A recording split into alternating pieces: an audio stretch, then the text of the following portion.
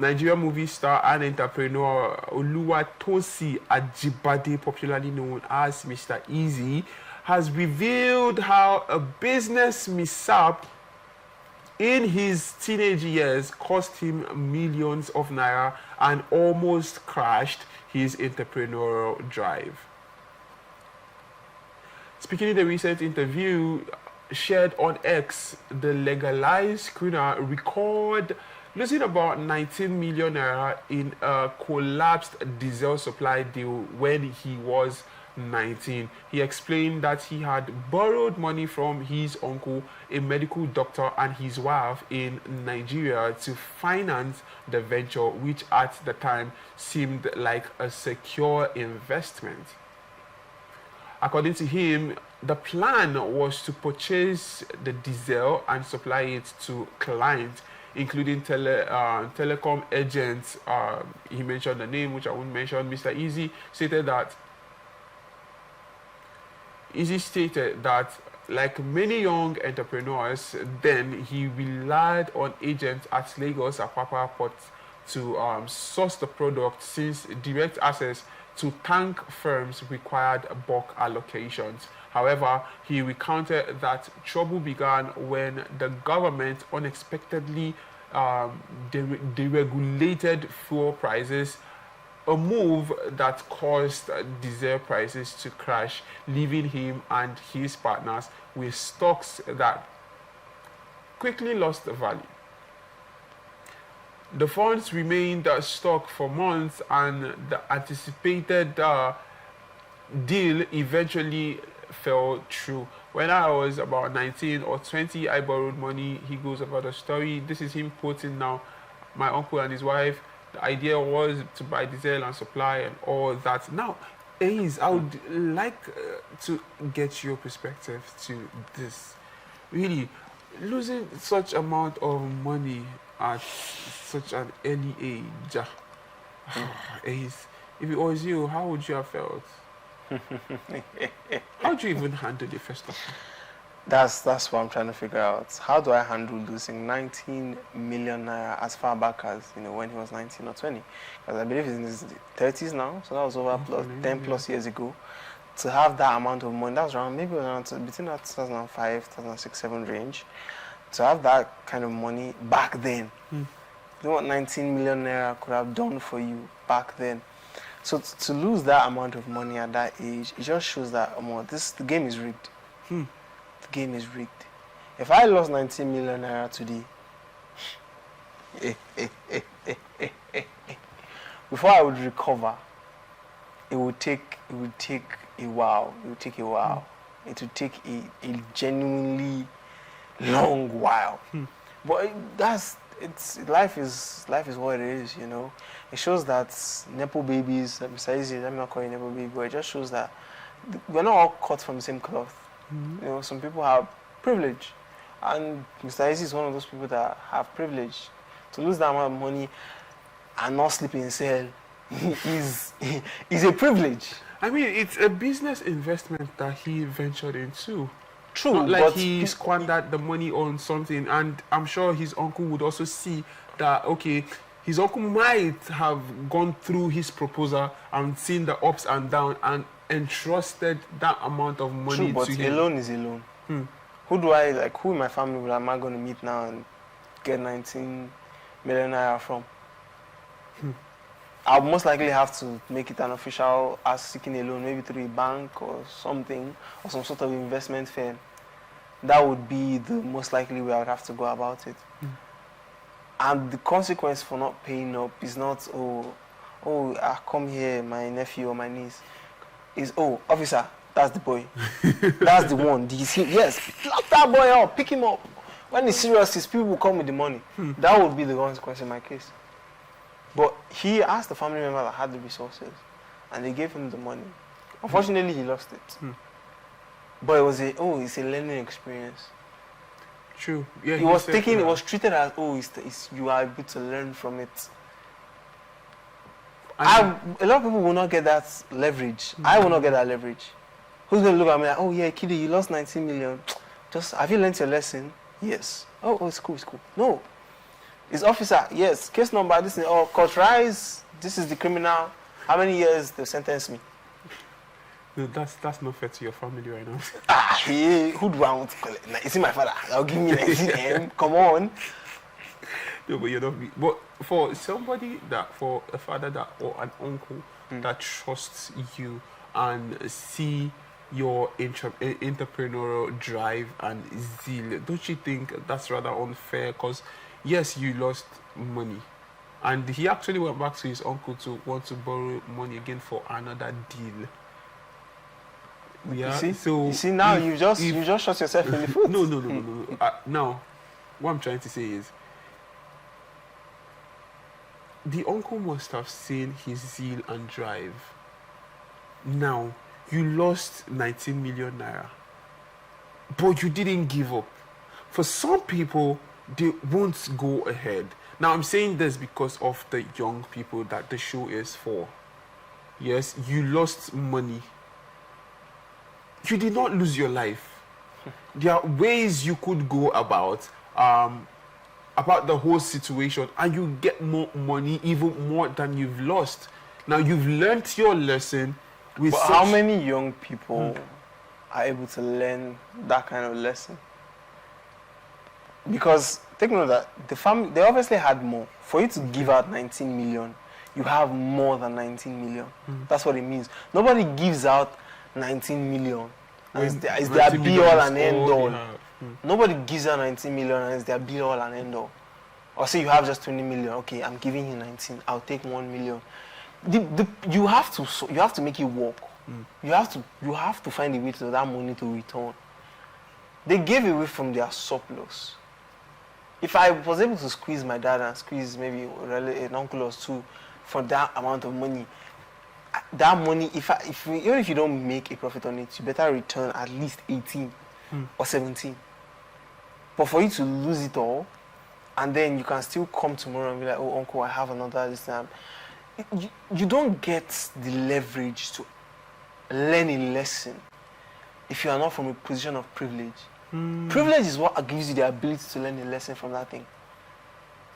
If you don't have the privilege of these people letting go of that money, if that who had said, oh, no, you told me this money will come back, I saw your drive, I believed in you, you let me down, I'm getting you arrested. More than likely, if he had somehow figured out a way to pay back the money, he would have left business. That would have been his last venture into anything business related. He would have probably taken it to the path of more sustainability and more stability. Maybe applying for a job at an engineering firm or something. That would have been the most likely path he had taken. But because of his privileged enough position, it's a learning curve. It's something that it's one of those things. Now, obviously, when you lose money, you first panic now. You're like, but the fact that you can go and miss, see what happened. You went bad. Now, I would like us to be fair to Eazi, because I'm not sure right now, because it was a meeting that he was on and he was making that revelation. Now, I'm not sure he went like immediately to ask. Yeah. No, obviously it would take some time. But then my point is, he didn't give up. You see, that he didn't give up thing, it goes back to the point of, I mean, obviously, yes, but we have to take that into account. But how many people can get away with a loss of almost 20 million naira? That's right, let's look at our economy today. 20 million naira, a couple years ago, you could have gotten you a house. Now, by the time you buy land, car, everything. House, car, you have gotten married, you have started your family, you still have like maybe 4-5 million left. In today's this thing, 20 million will not do that. Land has already taken a lot of that money. By the time you start talking to people, and then if you look at the area you want to build and look at permissions and look at building plans and all that, you don't really have that much left. But to get 20 million now, it has lost value. But to get that amount today, you will work for it. You will see something. You will see something. Our minimum wage is what, 70,000 naira? If you earn minimum wage, to earn 19 million would take you what, 5-6 years? And you would have to save, no, that's even too little. More like 7-8 years. And you have to save up every penny, which is not realistic. Because you have transport, you have feeding, you have housing, you have maybe going out once in a while expensive. Utility. Exactly. So if you were earning 70,000 every single month for 7-8 years, you had not gotten to 19 million. But that is what a lot of youths are going through. That's what a lot of young people are facing. So when we talk about him not giving up, we also have to be fair to other people out there that to get this money, you can't just ask somebody. You can't ask. It's your blood, sweat, and tears that you will use to raise that amount. And then if you imagine working all those years, saving every penny, realistically, you save every penny for 7-8 years, you raise 19 million, and then you lose everything in a business deal. How do you want to convince that kind of person to pick themselves up and go again? Knowing that, it's not that, I can just go and tell, I'm sorry, and it's like, I don't want to see you right now. That was his problem. His problem he was like, oh my God, what's my uncle going to say? His problem wasn't, oh my God, where do I even start? What do I do myself? How do I even pick myself up? The last 7-8 years of my life, down the drain. So he had the opportunity to be like, oh yeah, Uncle, see you. I'm very sorry. But he had the access. Oh yeah, he could pick himself up because he didn't waste. Almost maybe he was down for a couple months. And then before eventually he thought of a different business plan he could execute.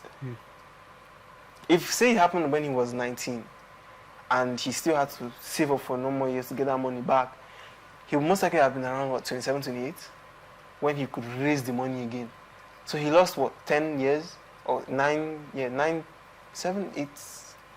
He lost 7, 9 years trying to get back to that point. That's not even realistic because if you count your expenses, your rent, and everything, it's not realistic. So we're giving him credit that, oh yeah, he picked himself up, which is nice, which is good. A lot of people, they have been in his position and they did not.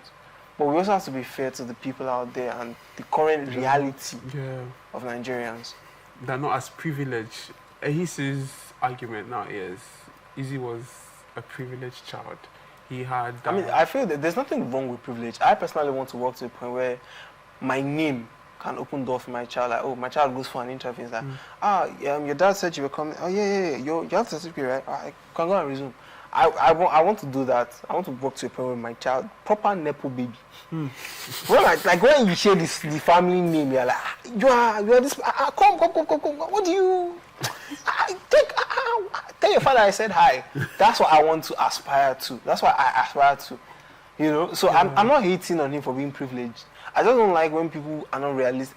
He is one of those few celebrities that are realistic about their privilege. He lets it be known. It's not one of those that are like, when I was 19, I had to make it up alone. My father, it's not even my father's $2 million loan that got me my business. It was my sweat, my tears. If you don't leave this place. I like the if you don't leave this place part, guys. Well, thank you so much, Eazi. That's really deep, and that's another perspective to it, because most times we just see these people and we feel, okay, these guys, they have Eazi now. We're hearing he has businesses all around Africa, even in Europe. Well, a lot of people don't really know the backstory and also where he's coming from. But is it bad to aspire to want to be like Eazi now for somebody who doesn't have? Of course not. Me, I'm already stating that I'm looking for how I can achieve that. You know, so I like when the celebs are realistic, because you see a lot of people, they are just I'm self-made, I'm this and that. But if you trace it, they got like $1 million somewhere, $500,000 loan somewhere from their parents and this thing, and then they're not like, yeah, so you've not made it because you're lazy, even though I made it because I was exactly, even though I made it. If you go to Abuja now, there are boys that they just be trading, they lose 20, 30,000. If you go, you lost 20K, it's not bad now. You know, here is USD. You lost 20K USD. I mean, you are hanging out. No, now. Like what? And you know what they do? They're like, oh yeah, my dad. Just ask my dad, and he gives me. And but if I lose 20K USD, now, my life is. Come on. So, we as much as we want to emulate these guys, you have to understand that your situation are just very different.